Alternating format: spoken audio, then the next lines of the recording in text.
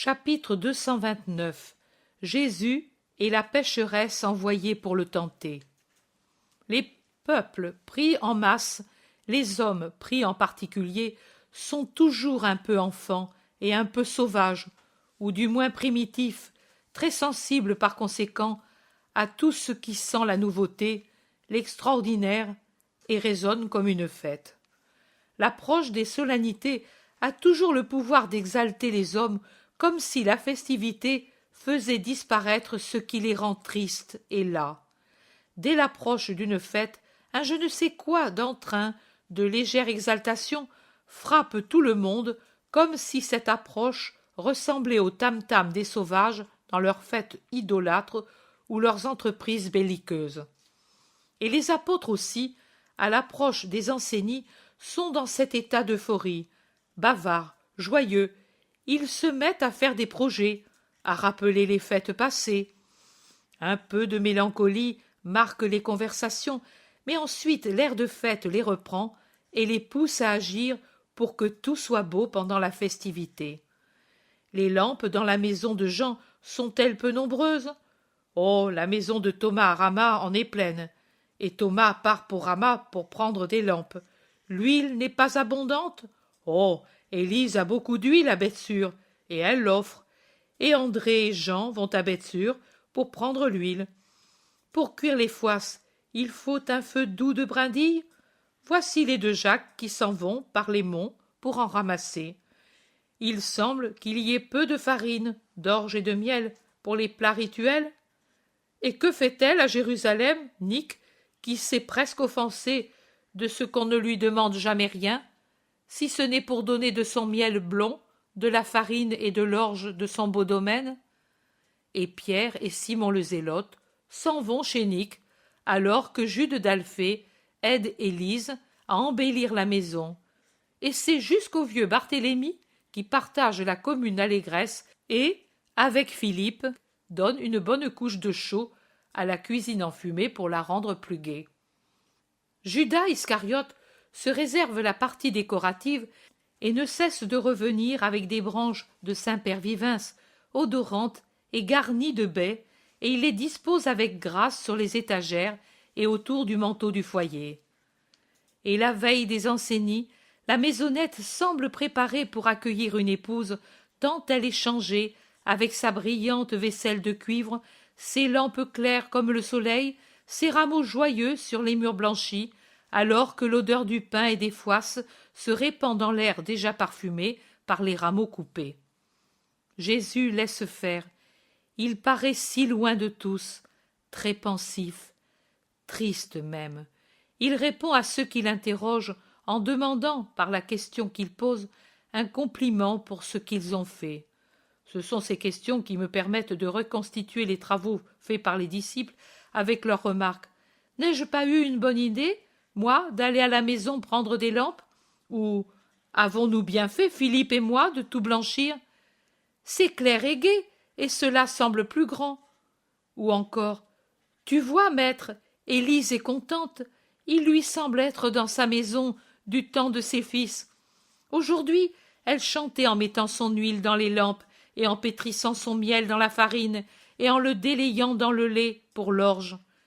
Et encore, que Helcias dise ce qu'il veut, mais un peu de verdure, cela fait bien. Au fond, si le Créateur a fait les branchages, c'est pour que nous nous en servions, n'est-ce pas? Tout cela me permet de reconstituer le travail fait par chacun.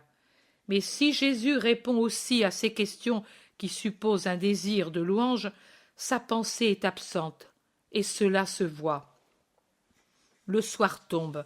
Après les derniers saluts des habitants qui, avant de s'enfermer dans leur maison, passent la tête dans la cuisine pour saluer le maître, le silence s'établit dans nos baies.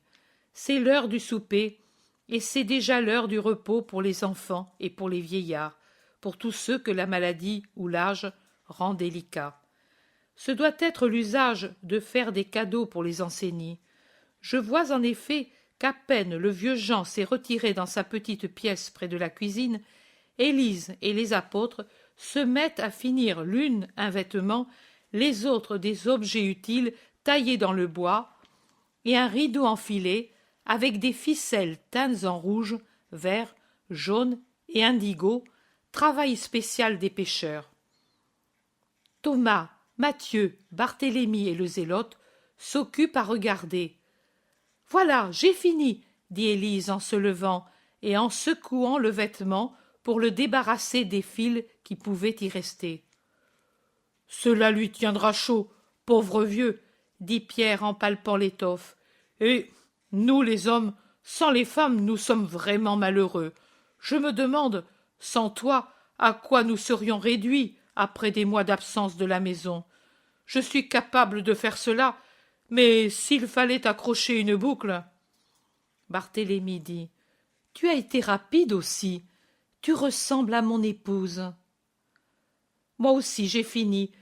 Le bois était bon, facile à découper et en même temps résistant, dit Jude Thaddée, en déposant sur la table sombre une boîte pouvant servir au sel ou aux épices. Jacques d'Alphée dit. Mon travail, au contraire, est encore inachevé. Il y a une veine dure qui ne veut pas se laisser travailler. Peut-être je ne vais pas réussir le travail. Je le regrette. C'était beau ces veines sombres sur le bois plus clair. Regarde, Jésus, ne rappellent-elles pas des sommets de montagnes peints sur du bois? Et il montre une espèce de vase dont je ne sais pas à quel usage il peut être destiné, d'une forme vraiment belle, avec un couvercle à coupole et des veines gracieuses sur la panse et le couvercle, mais c'est justement sur le couvercle, près du pommeau de prise, que le bois résiste avec opiniâtreté. Insiste, insiste, tu y arriveras. Chauffe le fer au rouge, tu attaqueras la fibre et tu réussiras. Une fois enlevée la première couche, répond Jésus qui a observé. Matthieu demande, mais ne va-t-il pas s'abîmer avec le feu? Non, s'il s'en sert habilement, et du reste, ou ce moyen, ou tout jeter. Jacques chauffe le poinçon coupant, puis approche la pointe rouge du point résistant. Odeur de bois brûlé. Assez, maintenant travaille et tu vas réussir, dit Jésus, et il aide son cousin en tenant le couvercle serré comme dans un étau. 2 fois la lame glisse et effleure les doigts de Jésus. Enlève ta main, frère, je ne voudrais pas te blesser, dit Jacques d'Alphée. Mais Jésus continue de tenir le vase. La 3e fois, le ciseau fait saigner le pouce de Jésus. Voilà, tu vois, tu t'es fait mal, fais-moi voir. Ce n'est rien, 2 gouttes de sang, répond Jésus en secouant son doigt pour que tombe le sang qui coule de la coupure. Essuie plutôt le couvercle, il est resté taché, ajoute-t-il ensuite. Non, laissez-le, il est précieux ainsi. Essuie ici ton doigt, maître, ici, à mon voile. Ton sang, sang béni, dit Élise, et elle enveloppe la main dans le lin de son voile. Le couvercle, cause de tant de malheur, est vaincu. La rayure est achevée. Le zélote commente. Il voulait d'abord faire du mal. Oui, et ensuite il s'est laissé faire, bois têtu, dit Thomas. Simon le zélote observe. Par le fer, le feu et la douleur. Cela semble une des phrases chères aux Romains. À moi, je ne sais pourquoi, cela me rappelle les prophètes en certains points. Nous aussi, nous sommes du bois têtu. Et faudra-t-il le fer, le feu et la douleur pour nous rendre bons? Demande Barthélemy. En vérité, il les faudra. Et cela ne servira pas encore. Moi, je travaille avec le feu et avec ma douleur, mais tous les cœurs ne savent pas imiter ce bois. Silence, dehors il y a quelqu'un. C'est un bruit de pas. Ils écoutent, on n'entend rien. Peut-être le vent, maître, il y a des feuilles sèches dans le jardin. Non, c'étaient des pas. Quelque animal nocturne. Moi, je n'entends rien. Ni moi. Ni moi. Jésus écoute. Il paraît écouter. Puis, il lève son visage et fixe Judas de Kériote, qui lui aussi écoute de toutes ses oreilles plus que les autres. Il le regarde si fixement que Judas demande « Pourquoi me regardes-tu ainsi, maître ?» Mais il n'y a pas de réponse, car une main frappe à la porte. Des 14 visages que la lampe éclaire, seul celui de Jésus reste ce qu'il était. Les autres changent de couleur. « Ouvrez, ouvre, Judas de Kériote. »« Moi, non, je n'ouvre pas. Ce pourraient être des malfaiteurs venus exprès pendant la nuit. Qu'il n'arrive pas que je te nuise. »« Ouvre-toi, Simon de Jonas. »« Jamais de la vie, je jette la table contre l'entrée, plutôt, » dit Pierre, et il s'apprête à le faire. « Ouvre, Jean, et ne crains pas. »« Oh, si vraiment tu veux faire entrer, moi je m'en vais chez le vieillard. Moi, je ne veux rien voir, » dit l'Iscariote, et ce disant, il parcourt en 4 grands pas la distance qui le sépare de la porte du vieillard et disparaît dans la pièce. Jean, debout près de la porte, la main sur la clé, regarde Jésus avec effroi et murmure « Seigneur, ouvre et ne crains pas. » « Mais oui, enfin, nous sommes 13 hommes forts, ils ne vont pas être une armée, avec 4 poings et beaucoup de cris. Élise, tu vas crier s'il le faut, nous les mettrons en fuite. Nous ne sommes pas dans un désert, dit Jacques de Zébédée. Et il quitte son vêtement et retrousse les manches de sa tunique ou de son sous-vêtement, prêt à se défendre. Pierre l'imite. Jean, encore hésitant, ouvre la porte, regarde par l'ouverture et ne voit rien. Il crie « Qui est-ce qui dérange ?» Une voix de femme répond, faible, comme si elle était souffrante. « Une femme, je veux le maître. »« Ce n'est pas une heure pour venir dans les maisons, » dit Pierre qui s'était placé derrière Jean. « Si tu es malade, comment es-tu dehors à cette heure? Si tu es lépreuse, comment t'aventures-tu dans un village? Si tu es affligée, reviens demain. Va, va, retourne à tes affaires. » « Oh, par pitié, je suis seule sur la route, j'ai froid, j'ai faim, et je suis malheureuse. Appelez-moi le maître, lui a pitié. » Les apôtres regardent Jésus, interdit. Jésus est très sévère et se tait. Il referme la porte. Philippe intervient. « Que fait-on, maître? Nous lui donnons au moins un peu de pain. Il n'y a pas de place. Il faudra aller dans les maisons avec une inconnue. »« Attends, moi je vais voir, » dit Barthélemy, en saisissant une lampe pour y voir clair. « Il n'est pas nécessaire que tu y ailles. La femme n'a ni faim ni froid, et elle sait très bien où aller. Elle n'a pas peur de la nuit, mais c'est une malheureuse, bien qu'elle ne soit ni malade ni lépreuse. C'est une prostituée, et elle vient pour me tenter. Je vous en dis tant, pour que vous sachiez que je sais, pour que vous vous persuadiez que je sais. Et je vous dis encore qu'elle ne vient pas par un caprice personnel, mais elle vient parce qu'elle est payée pour venir. » Jésus parle à haute voix, assez haut pour qu'on puisse l'entendre dans la pièce à côté où se trouve Judas. « Et qui veux-tu qui ait fait cela? Dans quel but? » dit Judas lui-même en réapparaissant dans la cuisine. « Les pharisiens, certainement pas. Les scribes non plus, ni non plus les prêtres si c'est une prostituée. Et je ne crois pas que les Hérodiens soient assez rancuniers pour se donner certains ennuis pour... Et je ne sais pas non plus pourquoi. Le pourquoi, je te le dis, moi, pour pouvoir arriver à dire que je suis un pécheur, quelqu'un qui a des relations avec les pécheresses publiques, et tu sais autant que moi qu'il en est ainsi. et je te dis aussi que je ne maudis ni elle, ni ceux qui l'ont envoyée. Je suis encore et toujours la miséricorde, et je vais la trouver. Si tu juges bon venir avec moi, viens donc, je vais la trouver, car c'est vraiment une malheureuse.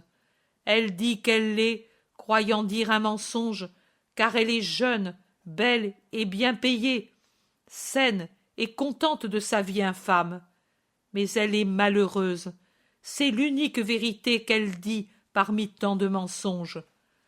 Précède-moi et assiste à l'entretien. Moi, non, je n'y assiste pas. Pourquoi devrais-je le faire?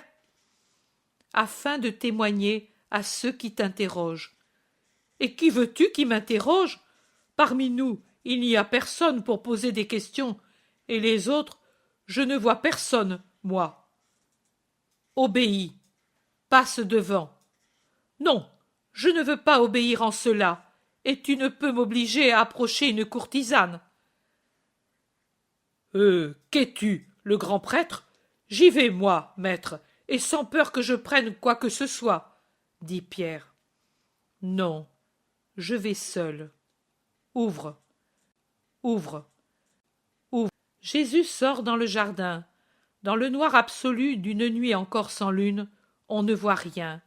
La porte de la cuisine se rouvre et Pierre vient dehors avec une lampe. « Prends au moins cela, maître, si vraiment tu ne veux pas de moi, » dit-il à haute voix. Et ensuite, tout bas, « Fais pourtant attention que nous sommes derrière la porte. Si tu as besoin, appelle. » Oui, va, et ne vous disputez pas entre vous. Jésus prend la lampe et la lève pour y voir. Derrière le gros tronc du noyer, il y a une forme humaine. Jésus fait 2 pas vers elle et commande « Suis-moi » et il va se mettre sur le petit banc de pierre contre la maison, du côté de l'Orient. La femme s'avance toute voilée et penchée. Jésus pose la lampe sur la pierre près de lui. « Parle !» L'ordre est tellement austère, raide, il est tellement Dieu, que la femme, au lieu d'avancer et de parler, recule et se penche plus encore, silencieuse. « Parle, te dis-je. Tu m'as demandé, je suis venu. Parle, dit-il avec une nuance de douceur dans la voix. Silence. Alors c'est moi qui parle. Je te demande pourquoi me hais-tu tant, au point de servir ceux qui veulent ma ruine et y rêvent de toutes les manières et en cherchent tous les moyens possibles? Réponds, quel mal t'ai-je fait, ô malheureuse? Quel mal t'a fait l'homme qui, même dans son cœur, ne t'a pas méprisé pour la vie infâme que tu mènes? Quoi? Est-ce que l'homme t'a corrompu, lui qui, même dans son cœur, ne t'a pas désiré, pour que tu doives le haïr plus que ceux qui t'ont prostitué et qui te méprisent chaque fois qu'ils viennent à toi?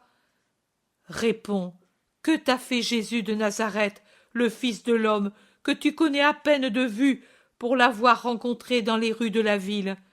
Jésus, qui ignore ton visage et qui ne se soucie pas de tes grâces, car c'est seulement de ton âme qu'il recherche l'image souillée, défigurée, pour la connaître et pour la guérir. Parle donc. Tu ne sais pas qui je suis? Si, tu le sais en partie, tu le sais même aux 2/3. Tu sais que je suis un homme et que ma personne te plaît. C'est ce que t'a dit ton animalité effrénée, et ta langue de femme ivre l'a dit à celui qui a recueilli l'aveu de tes sens et s'en est fait une arme pour me nuire. Tu sais que je suis Jésus de Nazareth, le Christ. Cela te l'ont dit, ceux qui, exploitant ton désir charnel, t'ont payé pour que tu viennes ici me tenter. Ils t'ont dit, lui se dit le Christ, les foules le disent le Saint, le Messie. Ce n'est qu'un imposteur. Nous avons besoin d'avoir les preuves de sa misère d'homme. Donne-nous-les, et nous te couvrirons d'or. Toi, par un reste de justice, le dernier reste du trésor de justice que Dieu avait mis dans ta chair avec l'âme, et que tu as brisé et dispersé, tu ne voulais pas me faire de mal, parce que, à ta manière, tu m'aimais. Alors, eux t'ont dit: nous ne lui ferons pas de mal, au contraire, nous te l'abandonnons, l'homme, en te donnant les moyens de le faire vivre en roi près de toi. Il nous suffit de pouvoir nous dire à nous-mêmes, pour mettre notre conscience en paix, que lui est simplement un homme. Une preuve que nous sommes dans la vérité, en ne le croyant pas Messie. C'est ce qu'ils t'ont dit, et tu es venu. Mais si j'acceptais ta flatterie, ce serait l'enfer sur moi. Eux sont déjà tout prêts à me couvrir de boue et à s'emparer de moi. Et tu sers d'instrument pour faire cela. Tu vois que moi, je ne t'interroge pas. Je parle parce que je sais, sans avoir besoin de demander.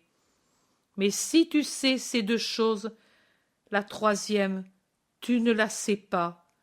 Tu ne sais pas qui je suis, excepté que je suis homme et Jésus. Tu vois l'homme. Les autres te disent: c'est le Nazaréen. Mais moi, je vais te dire qui je suis. Je suis le Rédempteur. Pour racheter, je dois être sans péché. Ma possible sensualité d'homme, regarde comme je l'ai foulée aux pieds. Comme je fais avec cette chenille dégoûtante qui, dans les ténèbres, se dirigeait d'une fange à une autre fange pour ses amours lascives. Ainsi, je l'ai foulée aux pieds, toujours. C'est ainsi que je la foule aux pieds, en ce moment aussi. Et c'est ainsi que je suis disposé à t'arracher ta maladie et à la fouler aux pieds pour t'en délivrer, afin de te rendre saine et sainte. Car je suis le Rédempteur. Cela seulement. J'ai pris un corps d'homme pour vous sauver, pour détruire le péché. Non pas pour pécher. Je l'ai pris pour enlever vos péchés, pas pour pécher avec vous. Je l'ai pris pour vous aimer, mais d'un amour qui donne sa vie, son sang, sa parole, tout pour vous conduire au ciel, à la justice, non pas pour vous aimer comme une brute, et même pas comme un homme, car je suis plus qu'un homme. Sais-tu exactement qui je suis? Tu ne le sais pas.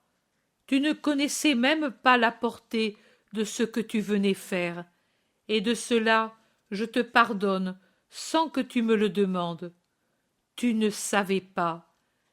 Mais de ta prostitution, comment as-tu pu vivre dans cet état? Tu n'étais pas ainsi, tu étais bonne. Ô malheureuse, tu ne te rappelles pas ton enfance, tu ne te rappelles pas les baisers de ta mère, ses paroles, et les heures de prière, les paroles de la sagesse que tu entendais expliquer le soir par ton père, et au sabbat par le chef de la synagogue. Qui t'a rendu hébété et ivre? Tu ne te souviens pas? Tu ne regrettes pas? Dis-moi, es-tu vraiment heureuse? Tu ne réponds pas. Je parle pour toi. Je dis non, tu n'es pas heureuse. Quand tu te réveilles, tu trouves à ton chevet ta honte pour te donner le premier tour quotidien de torture. Et la voix de ta conscience te crie son reproche pendant que tu te coiffes et te parfumes pour plaire. Et tu sens une odeur infâme dans les essences les plus fines, et les mets les plus rares te donnent la nausée. Et tes colliers te pèsent comme une chaîne, ce qu'ils sont. Et pendant que tu ris et séduis, en ton intérieur quelque chose gémit, et tu t'enivres pour vaincre l'ennui et la nausée de ta vie. Et tu hais ce que tu dis aimer pour en tirer profit, et tu te maudis toi-même, et ton sommeil est lourd de cauchemars, et la pensée de ta mère est une épée dans ton cœur, et la malédiction de ton père ne te laisse pas en paix. Et puis, ce sont les offenses de ceux que tu rencontres, les cruautés de ceux qui usent de toi sans pitié jamais. Tu es une marchandise, tu t'es vendu. La marchandise, une fois acquise, on en use comme on veut, on la déchire, on la consume, on la foule aux pieds, on lui crache dessus. C'est le droit de l'acquéreur. Tu ne peux te révolter. Et elle te rend heureuse, cette situation? Non, tu es désespéré, tu es enchaîné, tu es torturé. Sur la terre, tu es une loque dégoûtante que chacun peut fouler aux pieds. Si en une heure de peine, tu essaies de trouver du réconfort en élevant ton esprit vers Dieu, tu sens la colère de Dieu sur toi, prostituée, et le ciel fermé plus encore que pour Adam. Si tu te sens mal, tu as la terreur de mourir, car tu connais ton sort. C'est pour toi l'abîme.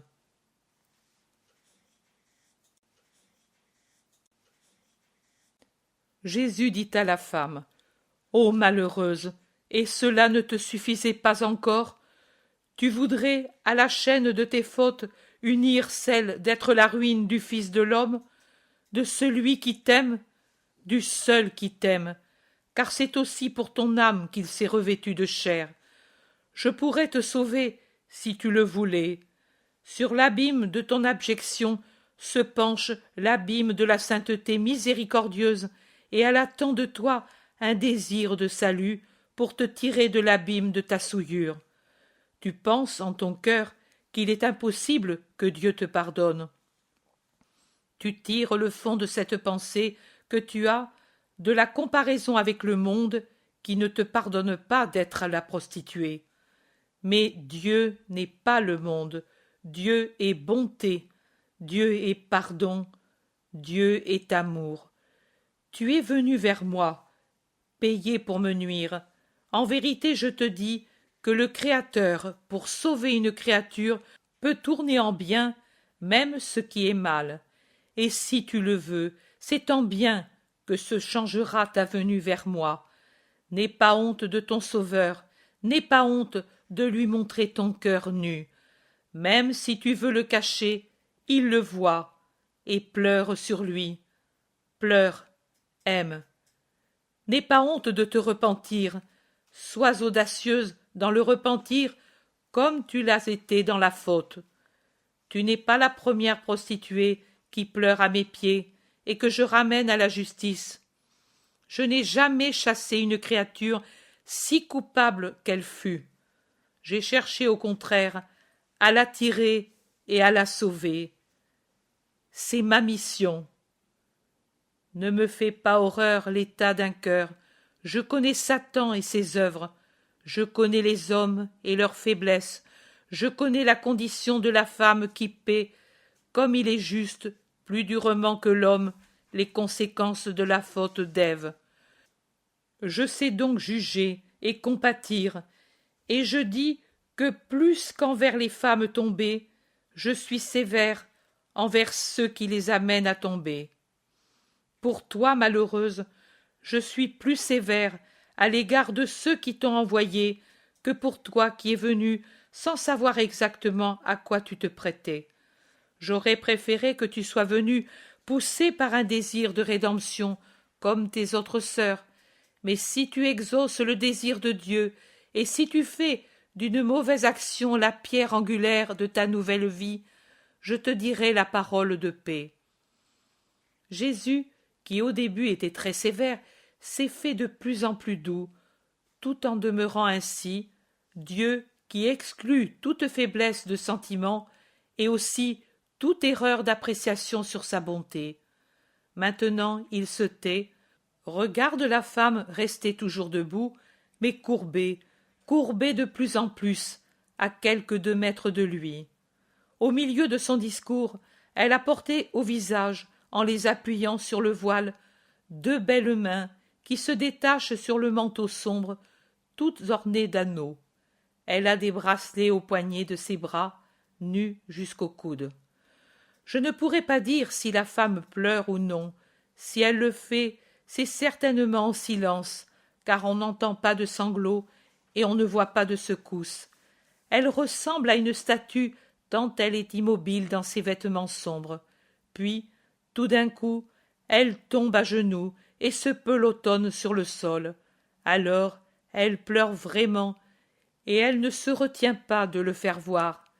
Et puis, restant ainsi, comme un chiffon par terre, elle parle. « C'est vrai, tu es vraiment un prophète, tout est vrai. Ils m'ont payé pour cela, mais ils m'avaient dit que c'était pour un pari. Ils t'auraient découvert dans ma maison, mais aussi près de toi. Femme, je n'écoute que le récit de tes fautes, interrompt Jésus. C'est vrai, je n'ai pas le droit d'accuser quelqu'un, car je suis une fausse, dit Mondice. Tout est vrai. Je ne suis pas heureuse, je ne jouis pas des richesses, des festins, des amours. Je rougis en pensant à ma mère. J'ai peur de Dieu et de la mort. Je hais les hommes qui me paient. Tout ce que tu as dit est vrai, mais ne me chasse pas, Seigneur. Personne, jamais, depuis ma mère, ne m'a parlé comme toi. Et même, tu m'as parlé avec encore plus de douceur que ma mère, qui, dans les derniers temps, était dure avec moi, à cause de ma conduite. Pour ne plus l'entendre, je me suis enfuie à Jérusalem. Mais toi, et pourtant, c'est comme si ta douceur était de la neige sur le feu qui me dévore. Mon feu se calme, et même c'est un autre feu. Il était ardent, mais il ne donnait ni lumière, ni chaleur. J'étais de glace, et dans les ténèbres. Oh, combien j'ai voulu souffrir! Que de douleurs inutiles et maudites je me suis donnée! Seigneur, je t'ai dit à travers la porte entr'ouverte que j'étais une malheureuse et d'avoir pitié. C'étaient des paroles mensongères qu'il m'avait enseigné de te dire pour t'attirer dans le piège. Il m'avait dit qu'ensuite ma beauté aurait fait le reste. Ma beauté, mes vêtements. La femme se lève. Maintenant qu'elle s'est redressée, je vois qu'elle est grande. Elle a arraché son voile et son manteau, et elle apparaît dans sa vraie beauté de femme brune, à la peau très blanche. Ses yeux, agrandis par le bistre, sont grands et très beaux. Ils ont un regard d'innocence étonnée qu'il est étrange de trouver chez une femme de ce genre. Peut-être les pleurs les ont-ils déjà lavés. La femme arrache et piétine l'étoffe du manteau, déchire son voile, arrache les boucles précieuses de l'un et de l'autre et les jette au sol, enlève ses bagues et ses bracelets, lance au loin les ornements de sa tête, saisit les boucles frisées, remplies de barrettes brillantes, et se les arrache et se dépeigne pour faire disparaître l'artifice de sa coiffure dans une furie de sacrifice qui est même effrayante. Le collier qu'elle a au cou, arraché violemment, s'égrène sur le sol, et son pied, chaussé de sandales ornées, piétine les gemmes et les écrase. La ceinture précieuse suit le sort commun, et de même une broche qui retenait avec art l'étoffe du vêtement sur la poitrine. Et tout cela pendant qu'à voix basse, angoissée, elle répète « Loin, loin, chose maudite, loin, vous et ceux qui me le ont donné. Au loin ma beauté, au loin mes cheveux, au loin ma peau de jasmin. » Vivement, elle saisit une pierre pointue qu'elle voit sur le sol et se frappe jusqu'au sang le visage, la bouche. Elle se griffe avec ses ongles colorés. Le sang dégoutte des blessures, ses traits se gonflent sous les coups, jusqu'à ce que sa furie s'apaise.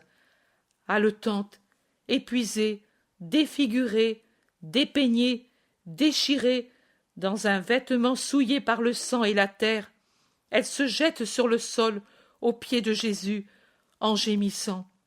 « Et maintenant, tu peux me pardonner si tu vois mon cœur, car il n'y a plus rien de mon passé, plus rien de... Tu as triomphé, Seigneur, de tes ennemis et de ma chair. Pardonne-moi mon péché. Je te l'avais déjà pardonné quand je suis venu à ta rencontre. Lève-toi et ne pêche jamais plus. Dis-moi ce que je dois faire pour le faire. Éloigne-toi des lieux de ton péché, de ceux qui savent qui tu es. Ta mère, oh, mon Seigneur, elle ne m'accueillera plus. Elle me hait à cause de mon père qui est mort par ma faute en me maudissant. Si t'accueille Dieu qui est Dieu, et s'il t'accueille parce qu'il est Père, peut-elle ne pas t'accueillir, la mère qui t'a engendré et qui est femme comme toi? Va humblement à elle, pleure à ses pieds comme tu pleures aux miens. Fais-lui tes aveux comme tu l'as fait à moi. Dis-lui ta souffrance, invoque sa pitié. Ta mère attend ce moment depuis des années. Elle l'attend pour mourir en paix. Supporte ces paroles d'amoureux reproches comme tu as supporté les miennes. Moi, j'étais pour toi l'étranger, et pourtant tu m'as écouté. C'est ta mère, tu as donc un double devoir de l'écouter avec respect.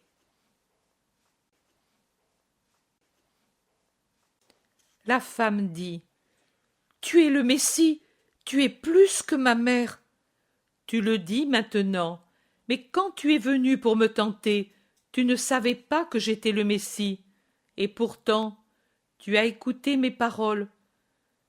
Tu étais si différent des hommes, ainsi tu es saint, ô Jésus de Nazareth.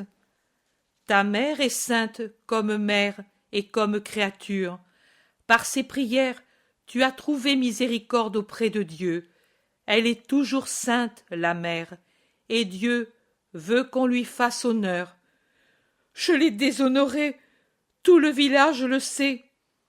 Raison de plus pour aller à elle et lui dire: Mère, pardon, et pour lui consacrer ta vie, pour la dédommager des peines qu'elle a souffertes à cause de toi. Je le ferai, mais, Seigneur, ne me renvoie pas à Jérusalem. Eux m'attendent, et je ne sais pas si je saurai résister aux menaces. Laisse-moi ici jusqu'à l'aube, et ensuite... Attends un moment. Jésus se lève, va vers la porte de la cuisine, frappe, se fait ouvrir. Il dit: Élise, viens dehors. Élise obéit. Jésus la conduit vers la femme qui, voyant venir une autre femme et âgée, a un mouvement de honte et cherche à couvrir son visage et son vêtement provoquant avec les restes du manteau et du voile déchiré. Écoute, Élise, je quitte immédiatement cette maison. Tu diras à mes apôtres qu'ils me rejoignent à l'aurore à la porte d'Hérode. Tous, sauf Judas de Kériote, qui doit venir avec moi. Tu feras dormir cette femme avec toi. Tu peux prendre mon lit, car je ne reviendrai pas à Nobé d'ici longtemps. Demain, quand Jean s'éveillera, toi et lui accompagnerez cette femme où elle vous dira. Tu lui donneras un vêtement ordinaire et un de tes manteaux, et vous l'aiderez en tout. C'est bien, Seigneur, il sera fait comme tu veux. Je regrette pour Jean. Moi aussi, je voulais lui faire plaisir, mais la haine des hommes interdit au Fils de l'homme de donner une heure de fête à un juste. Et ensuite, Seigneur, ensuite, tu peux retourner à Bethsur en attendant. Adieu, Élise, que ma bénédiction et ma paix soient avec toi. Adieu, femme, je te confie à une mère et à un juste. Cependant, si tu crois devoir retourner prendre tes affaires... Non, je ne veux rien avoir du passé. Élise dit: Mais ma brave femme, tu ne peux certainement pas tout laisser à l'abandon. Tu n'as pas des serviteurs, ni des parents? Je n'ai qu'une servante, et tu devras la congédier, tu devras. Je te prie de le faire, toi, à ton retour, aide-moi à guérir tout à fait, ô femme. Et dans sa voix, il y a une véritable angoisse. Oui, ma fille, oui, ne t'inquiète pas. Demain, nous penserons à tout. Viens maintenant en haut avec moi. Et Élise la prend par la main et la conduit à l'étage par l'escalier dans une des petites chambres, puis elle descend rapidement. J'ai pensé qu'il serait bien que tout le monde te voie sans elle, Seigneur, et que l'on ne sache pas où elle est. Ses bijoux. Elle se penche pour ramasser bagues et bracelets, boucles et épingles de coiffure, et la ceinture, et autant de perles qu'elle peut trouver, du collier brisé. Qu'est-ce que j'en fais, Seigneur? Viens avec moi, tu as raison. Il est bien qu'il me voie. Ils entrent dans la cuisine. Tous regardent Jésus d'un air interrogateur. Le vieux Jean s'est levé aussi, peut-être réveillé par une discussion. Élise, donne à Thomas les choses précieuses, et toi, Thomas, tu les vendras demain à quelque orfèvre. Cela servira pour les pauvres. Oui, ce sont des bijoux de femmes, de cette femme. C'est la réponse à ceux qui pensent qu'une chair peut tenter le Fils de l'homme et l'écarter de sa mission. Et c'est aussi un conseil pour ceux qui me haïssent, que toute machination est inutile pour trouver matière d'accusation. Jean, Élise te dira ce que tu dois faire. Je te bénis. Le vieillard affligé. Tu me quittes, Seigneur? Je le dois. Adieu. Que la paix soit avec toi. Il se tourne vers les apôtres. Allez vous reposer. Tous, sauf Judas de Kériote qui vient avec moi. Mais où? Il fait nuit, objecte Judas. Priez, cela ne te fera pas de mal, à moins que tu craignes l'air de la nuit si tu le respires avec moi. Judas baisse la tête, et de mauvaise grâce, il prend son manteau, pendant que Jésus prend le sien. Demain, à la porte d'Hérode, à l'aurore, nous irons au temple et... Non! Le non est unanime. Celui de Judas est le plus fort. Nous irons au temple. N'as-tu pas dit peut-être que tu les as persuadés de me laisser en paix? C'est vrai. Et alors nous irons au temple. Viens. Et il se dirige vers la sortie. Et ainsi, elle est déjà finie la fête que nous avions préparée, dit Pierre en soupirant. Finie avant de commencer, dois-tu dire, lui répond Jacques de Zébédée. Jésus est déjà sur le seuil de la porte ouverte. Il se retourne et bénit. Puis il disparaît dans la nuit. Dans la cuisine, tous sont muets. Enfin Matthieu demande à Élise. Mais qu'est-il arrivé, enfin? Je ne sais pas. Il y avait une femme en pleurs, et il m'a dit ce qu'il vous a dit aussi à vous. Qui était-ce? D'où et pourquoi est-elle venue? Je ne sais pas. Bien, allons. Et tous s'en vont, sauf Matthieu et Barthélemy, qui dorment à la maison.